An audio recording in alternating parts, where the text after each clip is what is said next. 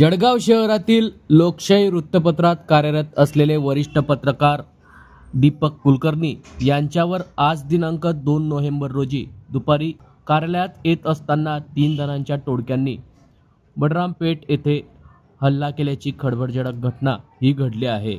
या प्रकरणी शहर पोलिसात तक्रार दाखल करण्यात आली असून शहरातील बडरामपेठेत असलेल्या दैनिक लोकशाही कार्यालयाच्या बाहेर वरिष्ठ पत्रकार दीपक कुलकर्णी हे आज दुपारी 3:30 पायी जात असताना मागून आलेल्या 3 जणांच्या टोळक्यांनी त्यांच्यावर बियरची काचेची बाटली मारून प्राणघातक हल्ला केला।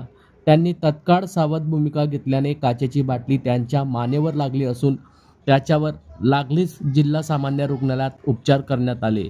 त्यानंतर जळगाव शहर पोलीस स्थानकात दुपारी तक्रार देण्यात आली असून या प्रकरणी पुढील तपास पोलीस करीत आहे। तर या प्राणघातक हल्ल्यात हल्ला करणारे 3 संशयित आरोपी हे सीसीटीव्ही फुटेजमध्ये कैद झाले आहे। या संदर्भात वरिष्ठ पत्रकार दीपक कुलकर्णी नेमकं काय बोलले आहेत तेच जाणून घेऊयात।